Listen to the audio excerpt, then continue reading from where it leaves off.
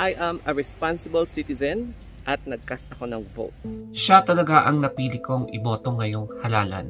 Naramdaman ko talaga na very sincere siya sa mga sinasabi niya. Nararamdaman ko na may pagbabago talaga ang Pilipinas ngayong ihahalal siya.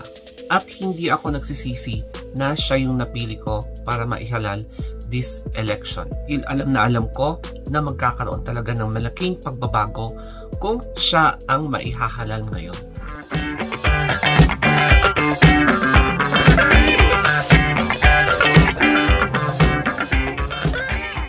I am really proud sa aking sarili dahil nakapag-cast ako ng vote, and I believe na yung binoto ko will be a significant leader para magkaroon tayo ng significant changes dito sa ating community.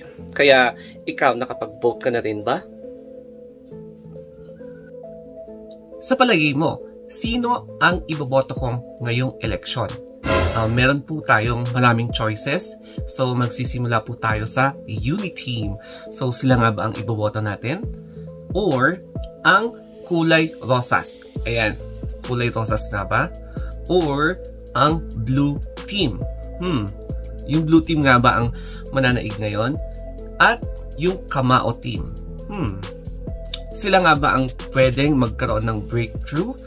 Or, yan, yung isa pang red team. So, sino nga ba ang sa tingin mo ang karapat-dapat na makapasok ngayong election? Pero, before anything else, alam natin na this is a very sensitive topic. Marami sa atin na nag-aabang kung sino nga ba ang maiboboto. So, in just a few hours from now, magkakaroon na tayo ng idea kung sino ang magiging malakas ang laban. And medyo mainit ngayon ang topic about sa Philippine elections. That's why we are going to make a disclaimer. So, in this video, yung opinions, ideas, or yung mga iba pang pwedeng sabihin natin dito sa video does not or do not have any reflection sa image ng content creator or yung vlogger such as me. And of course, hindi rin siya nagre-reflect sa image ng channel The Story of Anthony Vlogs. So, ngayon, I'm going to show you yung pagbobotohan natin, yung situation ng ating mga polling precincts, and kung ano nga ba yung magiging atmosphere while the voting is ongoing. Pasensya na, wala munang Hurling Budol updates ngayon, pero magkakaroon ako ng Hurling Budol updates after this video. And sa ngayon, ang pupuntahan namin is kung ito yung Benguet Sports Complex. Dito tayo pupunta sa likod ng Benguet Gymnasium. Dyan. Hindi ko alam kung saan banda dito yung polling precinct, pero dito kami pupunta, and it is just a walking distance. Kaya pinili namin na bumoto ng maaga para hindi kami may kipagsiksikan mamaya sa pila. So, ayan, we're going to, maglalakad kami pababa, tapos dito kami dadaan. And dyan, so may kita nyo yung kamay ko hanggang dito. So, I think yung entrance will be here. And then, maghahanap na lang kami kung saan polling precinct kami mapupunta. Ayan, so ito yung aming barangay. This is Barangay Wangan. So, yan yung sports complex dito. And then, dito kami magbo-vote. So, maaliwalas ang sky. Ayan, yung likod ng parang gym na ito, I think dito sa building or sa kabila. So, dyan kami magbo-vote. And as you can see, iakyat natin. Ang ganda ng tanawin. So, it's cloudy and wala siyang sign na uulan mamaya. So, mamaya pupunta kami sa may bandang dito. Magkakaroon ako ng ibang vlog mamaya after kami mag-vote. So, ano nga ba ang kailangan na dalhin para makapag-vote ka?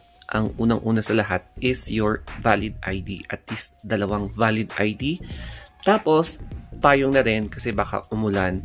And then, yung mga toiletries nyo. Pati na rin yung mga wallet nyo kung may bibilhin pa kayo or mga ATM card. Tapos, pati na rin itong ballpen tsaka pencil because alam niyo naman, hindi po lahat ng pupuntahan natin ay may resources. So, kailangan talaga magdala tayo kasi baka mawalan sila ng ng ballpen. So, yan. Mas mabuti na ang maging handa. Tapos, it's hindi muna tayo mag-judge forms because ayokong pagtinginan ako ng mga tao doon, lalong-lalo na at nagba-vlog ako. So, I am now ready and it is now time to go sa precinct. Ayan, I'm almost ready. Ang gusto ko lang sa amin dito sa bahay is that nagre-respetuhan kami kahit na magkakaiba kami ng mga preferred candidates na i-vote.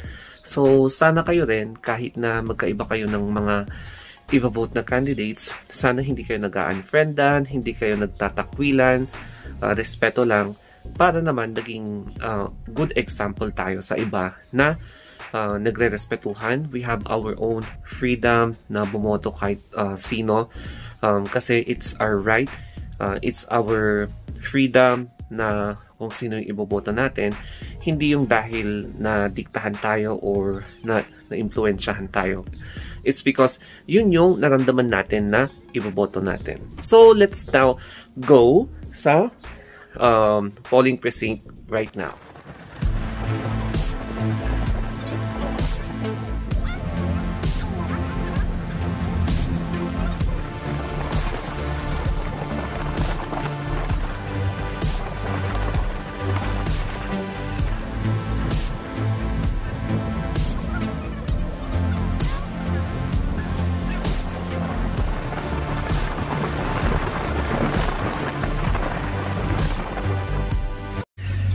So, dito yung venue kung saan kami magvo-vote. And it is in a high school, public high school. Makikita mo na medyo bago yung mga buildings. So, dito kami pipila and magkakast ng vote.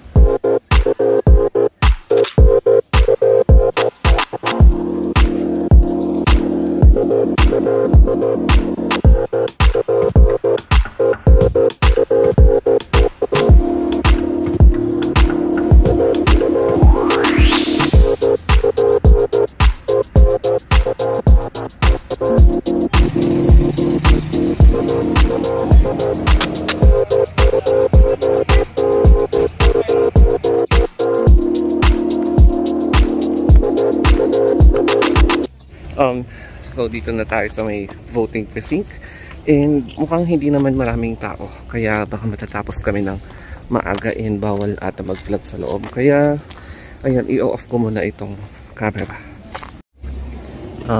So ganito yung itsura ng precinct dito. It's Benguet National High School, so it's like it's a gym, ganyan, and then ganyan, so medyo malawak siya. So, I am a responsible citizen at nag-cast ako ng vote. And ayan guys, ito na yung ebidensya na nag-cast ako ng aking vote and hindi talaga ako nagkamali sa pinili ko na iboboto because I believe and I trust na magkakaroon talaga ng pagbabago ang ating bayan. Ang tanong ko sa inyo, nag-cast ka rin ba ng inyong vote para mapatunayan natin na isa ka rin sa mga responsible citizen na nag-cast ng vote? So, for your information, wala pong nagdikta sa akin kung sino yung mga candidate na vinote ko according to their preference.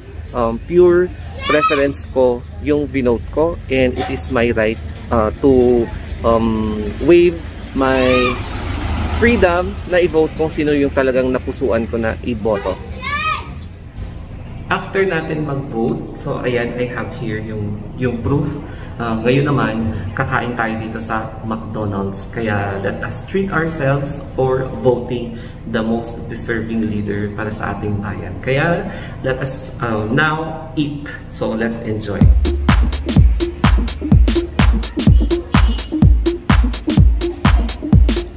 Nice coffee, Daisy. Amin?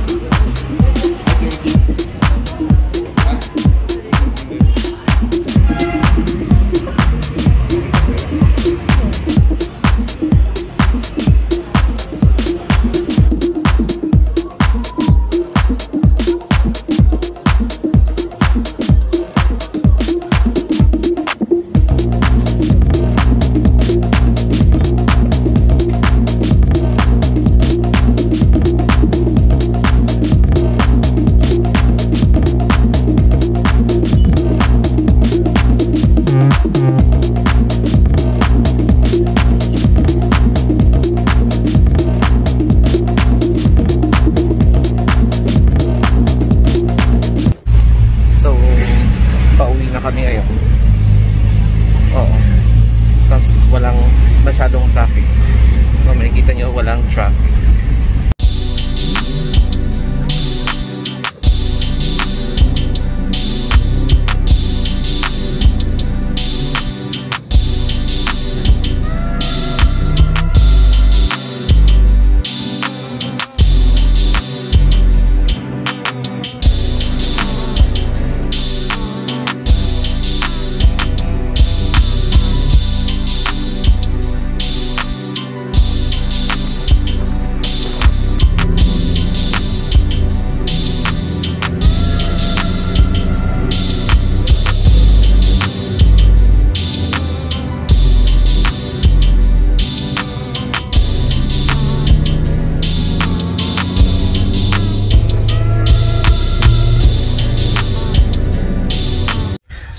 Ayun na nga, kararating lang namin dito sa bahay. Kanina, dumaan kami, pumunta kami dito. So, dito kami nag-vote. Ayan yung school. So, dyan yung voting center dito sa amin sa Barangay Wangal. Tapos, kitang-kita nyo naman sa may kalsada, hindi masyadong traffic. Walang masyadong sasakyan kasi lahat nagsiuwian and then malinis. So, sana ganun lagi yung kalsada. Ayan, tignan nyo yung kamay ko. Ganyan yung outcome ng aking indelible ink sa nail. So, parang I'm proud of it kahit na ganyan yung itsura ng nails ko. Basta ang importante, nakapag-vote ako. Diba? My final say sa pagboto ko kanina is that medyo mabilis yung pila. And ngayon, automated na siya. Unlike nung 3 elections ago na mano-mano yung pagbilang ng vote. So, automated siya, nakaregister na sa database. And I hope hindi i-manipulate yung mga na-vote doon sa database since alam naman natin na medyo vulnerable ang mga online database system.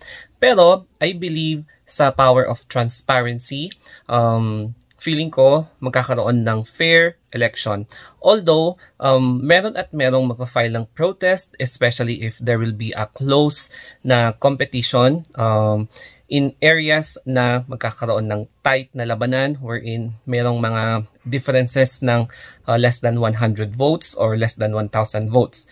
So, for me, yes, masaya ako at nakapag-vote ako. And as you can see, this is the evidence. And pwede siyang matanggal ng acetone. I'm not sure kung pwede. Pero, ayan, hindi ko siya tatanggalin. Hahayaan ko na lang siya na mag-i-slough off as days go by. And yes, I am so proud na nakapag-vote ako dahil isa ako sa mga mamamayan na responsable sa pagpili ng ating leader. Tapos, ang message ko naman, marami ang nag-unfriend, marami ang nag-away, marami ang nambully dahil sa mga iba't ibang preference natin sa mga leader na i-vote natin. Nakakalungkot lang kasi hindi natin naiwasan or hindi may iwasan talaga yung mga nag-aaway dahil lang sa pagkakaiba ng preference natin sa leader. Anyhow, masaya din ako dahil hindi ko pinayagan yung sarili ko na madiktahan ng iba kung ano yung preference ko na mag-vote. So I voted for a leader na walang hindi ako na manipulate, hindi ako na force. So I waive my freedom, my right to suffrage na i-vote ang candidate na I believe na makakapagbigay talaga ng difference, ng change sa ating community. Sa mga nag-aabang ng mga updates ko regarding pageantry or ibang mga travel vlogs ko, and especially kay Herlyn Budol, wag na kayo mag-alala kasi sa mga next vlogs ko, ayan, itutuloy na natin yung mga updates. Kaya naman, if you want more updates from me, don't forget to subscribe my YouTube channel. So, ayan, ipa-plug ko yung aking channel, The Story of Anthony Vlog. So, I am so proud na ito yung ebidensya. And yes, you can follow me sa aking Instagram, The Story of Anthony. Tapos sa Facebook page, The Story of Anthony. Sa Twitter, and TikTok, The Story of Anthony. So, I'm going to have another vlog mamaya ulit. I-upload ko mamayang hapon and with the updates na yan. So, thank you guys for watching. I hope you have a wonderful day. I hope na nakapag-vote kayo and I hope na safe kayo. So, social distancing, dahil maraming tao ngayon sa mga voting precincts. So, till then, thank you and goodbye.